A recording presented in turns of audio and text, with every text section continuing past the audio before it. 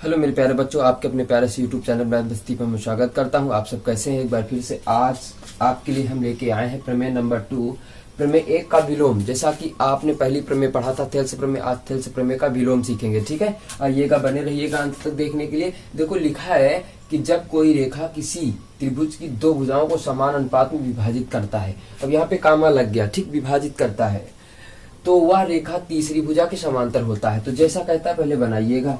एक त्रिभुज आपने बना लिया, ठीक, त्रिभुज आपने बनाया एबीसी।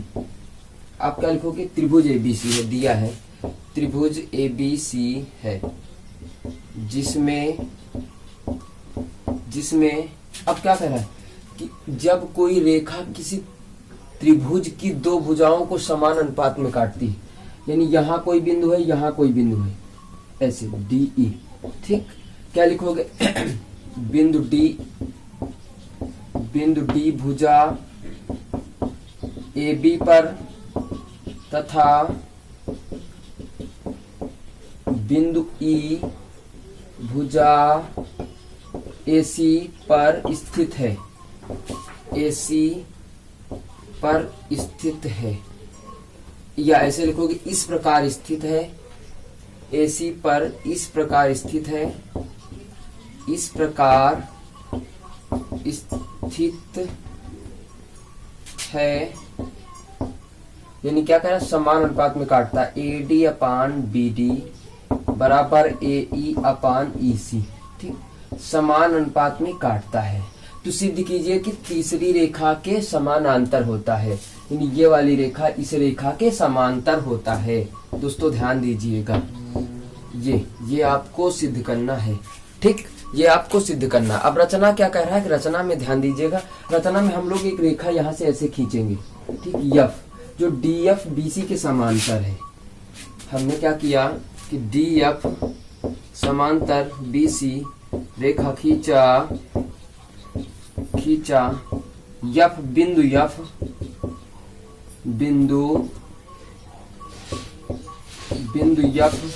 भुजा AC पर स्थित है, AC पर स्थित है, ठीक, भुजा AC पर स्थित है। अब आइएगा आगे देखते हैं हम लोग उपपत्ति क्या लिखेंगे। त्रिभुज ABC में आपने थेल्स प्रमेय में यही पढ़ा था कि जब दो रेखाएं समांतर होती थी तो उनके अनुपात बराबर होते थे। आज यहाँ पे अनुपात बराबर दे दिए हैं और आपको समांतर रेखा सिद्ध करना है। जस्ट विपरीत है, इसीलिए विलोम कहा गया है, ठीक। अब आप देखो तो आपकी ये समांतर है, क्या समांतर है कि DF समांतर आपका क्या है? BC। और जब समांतर रेखाएं होती तो भुजाएं अनुपात में समान अनुपात में बांट दिया जाता है, यानी इसको क्या यहाँ से रचना से, ठीक, या इसको ना लिखें आप, एक मिनट, क्या लिखेंगे? AD अपान BD बराबर AF अपान FC बन जाएगा। समीकरण इसको 1 दे देते हैं, यहाँ लिख देंगे रचना से, ठीक है। समीकरण 1 ये आपको दिया है, समीकरण 2 मान लेते हैं। AD अपान BD बराबर AE अपान EC, समीकरण 2 ये दिया है आपका, ठीक, ये आपको दिया था। मानने के बाद समीकरण 1 और समीकरण 2 से, समीकरण 1 और समीकरण 2 से, ठीक, समीकरण 1 समीकरण 2 से आप देखेंगे कि आपका जो बायां पक्ष है बराबर है दोस्तों, दाहिना पक्ष आपका बराबर हो जाएगा। यहाँ से देखते हैं कि AF अपान FC बराबर AE अपान EC। अब एक काम करते हैं कि दोनों पक्षों में 1 जोड़ देते हैं। यहाँ लिखेंगे AF अपान FC प्लस 1 बराबर AE अपान EC।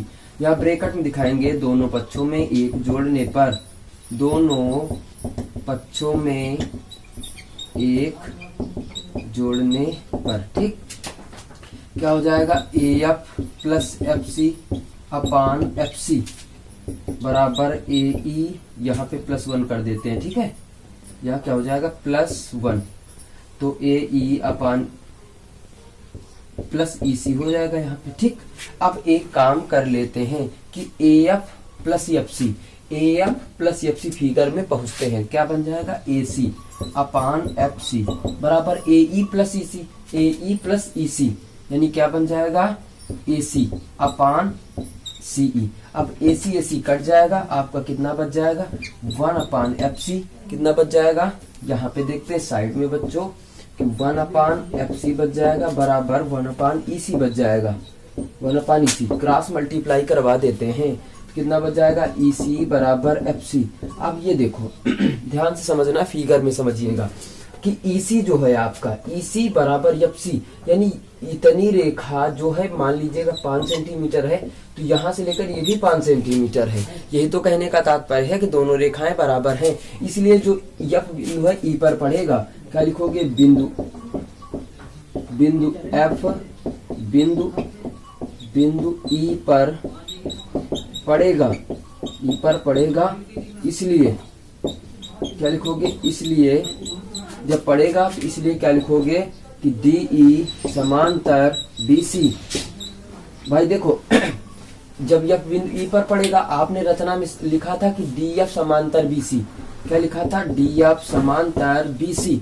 तो अब देखो क्या हो जाएगा डी ई समांतर बी सी, क्योंकि ये तो बिंदु बराबर हो गया ना, यही हम लोगों को सिद्ध करना था बच्चों। तो आज आपकी प्रमेय नंबर 2 सिद्ध हो गई, प्रमेय 1 का विलोम सिद्ध हो गया है। अब इसके बाद जो अगली एक्सरसाइज हम लोग चलेंगे वो प्रमेय 1 के आधारित पर पूरे सवाल हम लोग लगाएंगे। नोट कर लीजिएगा बच्चों, इसको बहुत इंपॉर्टेंट है, 4 नंबर आपके पक्के हैं बोर्ड पेपर में। दैट्स ऑल बच्चों, बाय बाय।